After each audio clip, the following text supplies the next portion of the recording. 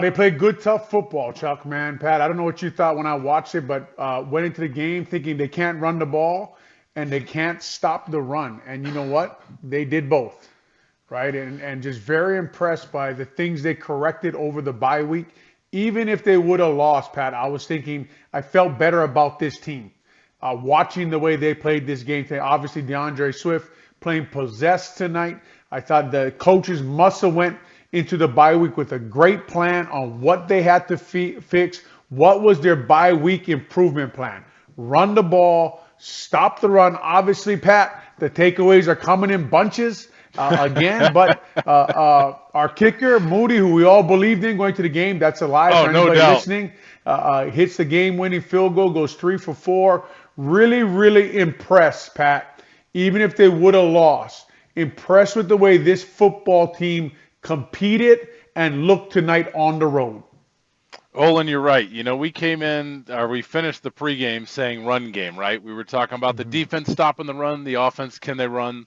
That's where we thought, you and I both said it. We watched film all week, or the last 2 weeks, saying that, the matchup did not look good for the Bears. And yes, credit to them. They fixed it. 145 yards rushing for the Bears. DeAndre Swift, 14 rushes, 108 yards, 7.7 yards a carry. They stopped Bill, little big Bill, whatever, Krosky Merritt, 17 rushes, 61 yards to 3.6 yards a carry. That's kind of shutting him down for what he's done in the past. But yeah, Olin, credit to them because that's what we talked about, the run game, and they did it. But what's interesting though is I'm sitting here writing my notes in the fourth quarter, and you can go two ways if he makes that kick or missed that kick. And yeah, I would have felt a little bit better about this team because they were competitive against a Washington Commanders team who I think is pretty good. There was some stuff on details I wasn't happy with. DJ lining up offsides in the neutral zone. I don't know about the call about Theo Benedict, but overall, they answered the bell. They did what we said they couldn't do or didn't think they could do. And this is a post game I wasn't expecting, but I'm happy it happened and good for Jake Moody. He came back after kicking that low kick, hits the game winner. You get to see the sideline erupt like that. I'm sure the locker room right now is feeling pretty good, like the city of Chicago is. Yeah, absolutely. And again, no turnovers for the Bears. And, we can break this game down. Number one, let's get this out of the way. So then we'll go to the phone lines at 312 644 6767. Your thoughts tonight on Caleb Williams? Olin, I thought he did enough to win, Chuck. I thought he did enough to win. I thought he was in the pocket. I thought he controlled the offense enough. Zacchaeus drops that one pass. Obviously, he wasn't accurate all night. Troy Aikman wasn't happy with him, I guess, from listening to the broadcast. But I thought he did enough to help his team stay in the game and win. And Pat, when you are plus 11, I think, in the last 3 games now, your quarterback is not turning the ball over. He's not fumbling the ball. Right now, you have to say about Caleb Williams, is it great? No. Is he playing winning football? Yes. Yeah, we asked, or Mully asked the question, who's better right now, Jaden Daniels or Caleb Williams? And I said, tell me, or I'll tell you in 3.5 hours. And after that game, it's kind of interesting because Jaden Daniels did have the big interception in the red zone. Caleb did not have the turnover. Jaden Daniels had the fumble exchange with the running back. Caleb had no turnovers again. So Caleb, you took the words right out of my mouth. He did what he had to do to win the game. He looked like a pro quarterback, right? He played from the pocket, wasn't spectacular, but he came away with the win, and that's the number one stat. I think he talked about it when he was drafted. That's the one stat he cares about is winning, and that's what he's starting to do. That's 3 in a row right now. That's a winning streak, and he did good enough to win this game.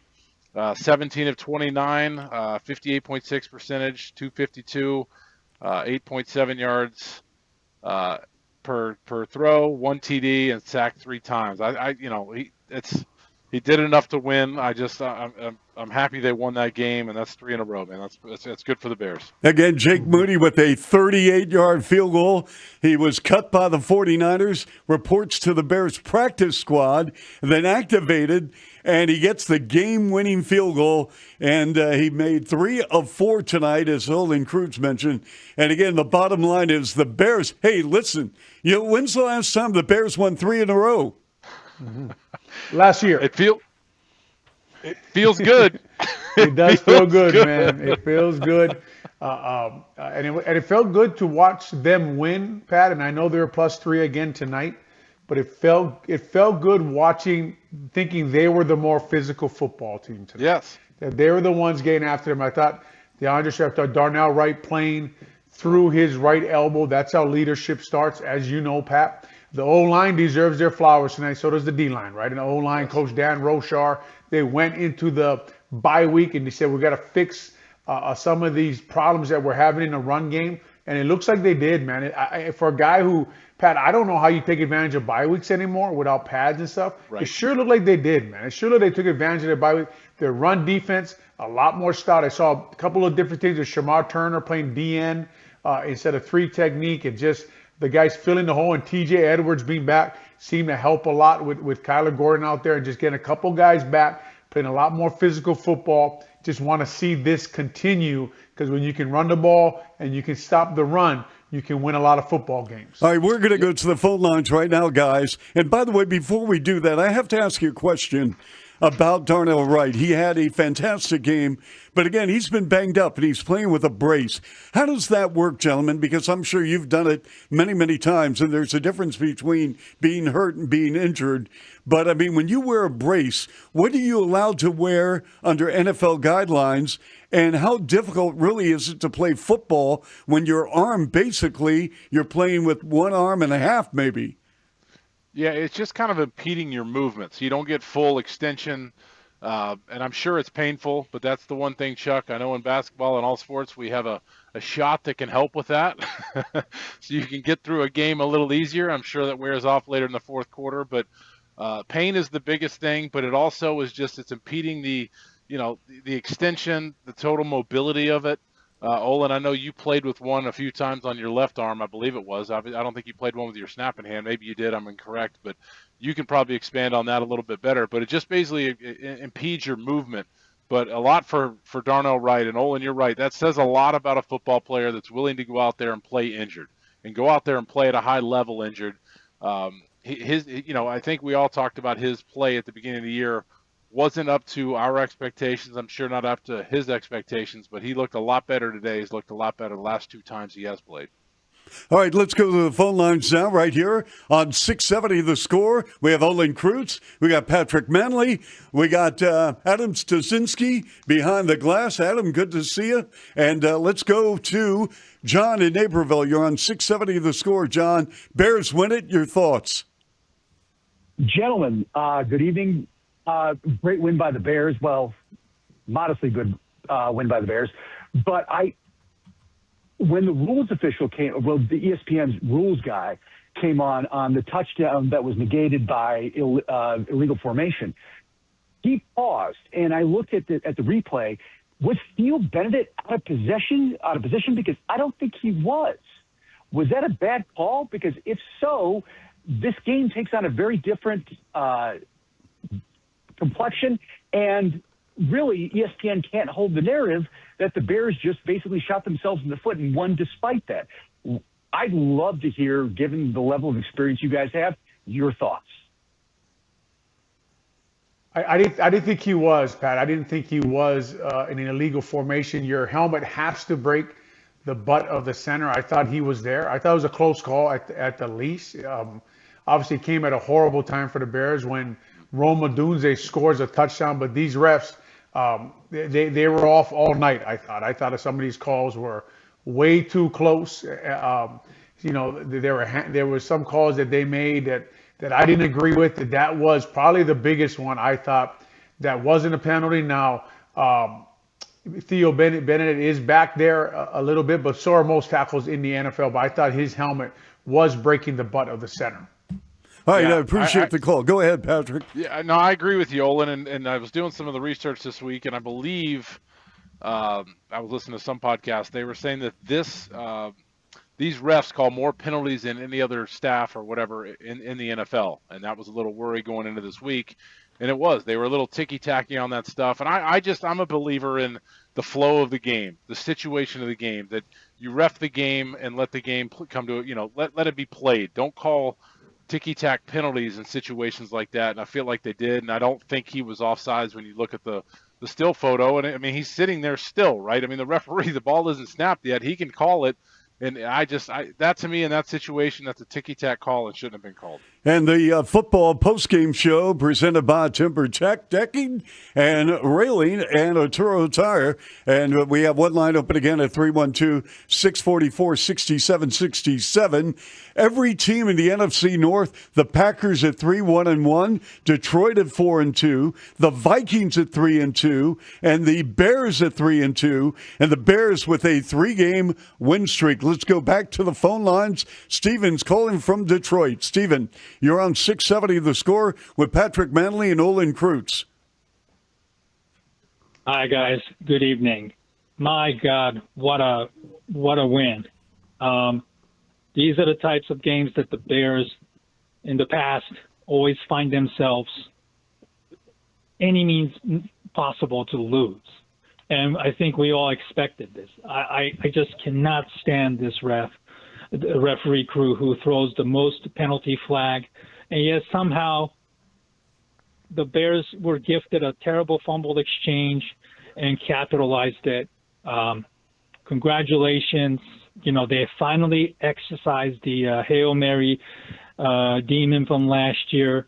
I couldn't be more happy. You know, the way they run the ball was incredible. I think Theo Benedict, despite his shortcomings, is a massive change at left tackle, and the run game was immediately upgraded.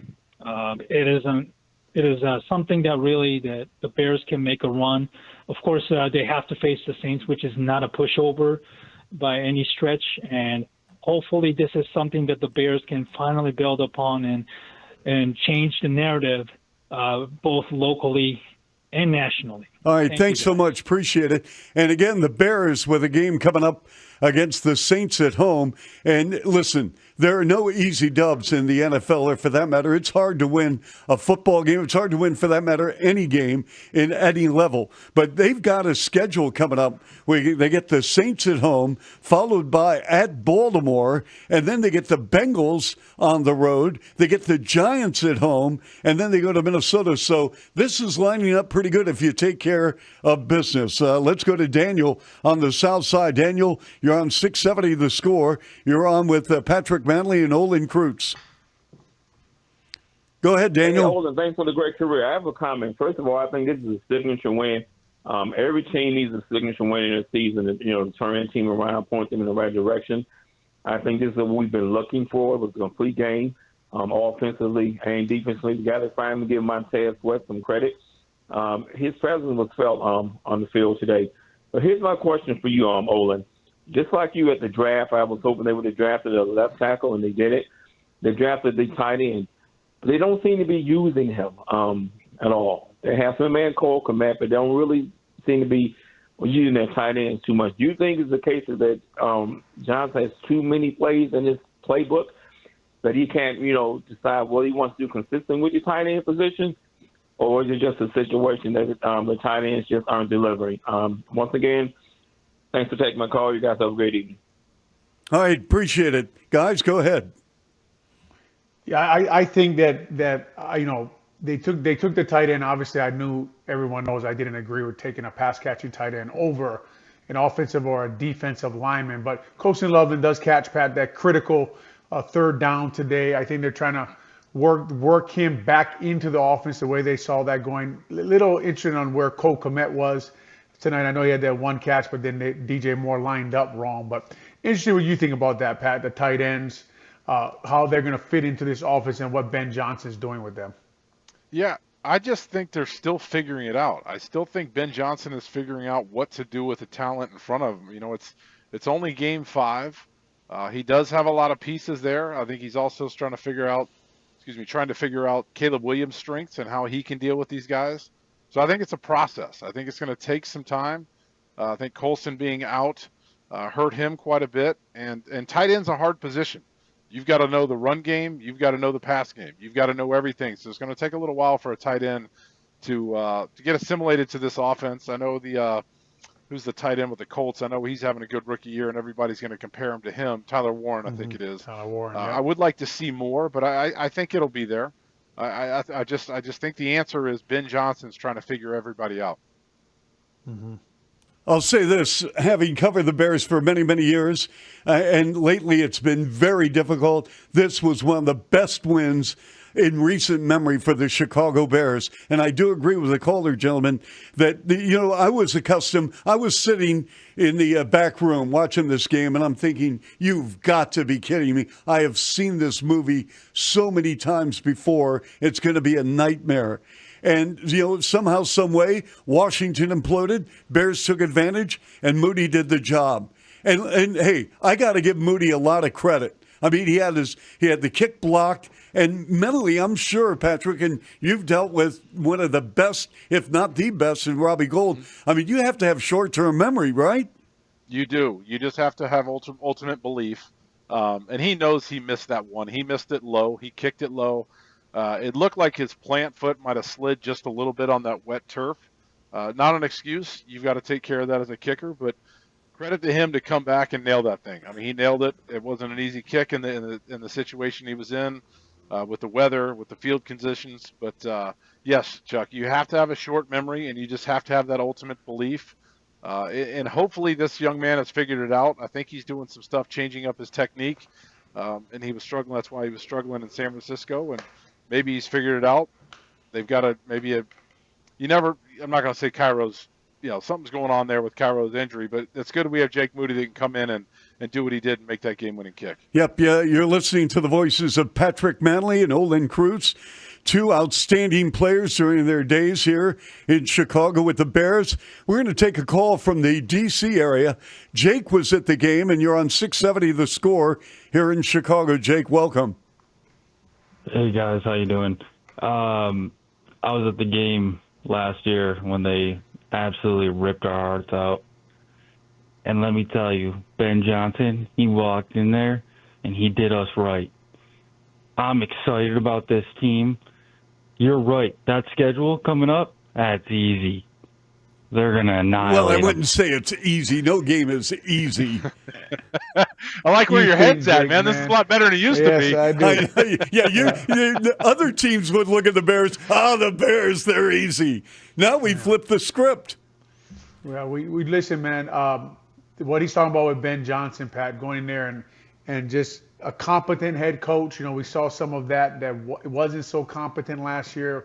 The Hail Mary, the giving up the extra yardage, and then the Lions game. So just going to the game, and look, I know Jaden Daniels fumbles that ball, but the Bears defense is putting pressure on them all day, Pat. And when it's wet, if you just speed up someone's clock a little bit, get them to rush a little bit, get them to think about, okay, what decision should I make here? So I do want to give some I don't want to just say he just dropped the ball there. And I know it's raining and it's missed there, and there's a lot of things going on with the weather and that play. But the Bears defense was attacking the Commanders offense and you had to play fast and perfect the way the Bears defense was playing today. So like the caller said, I do give the Chicago Bears and Ben Johnson and that coaching staff credit for taking advantage of the bye week, getting after this quarterback and making him make mistakes, Pat, because you said it 2 weeks ago, these takeaways come in bunches, and they sure have.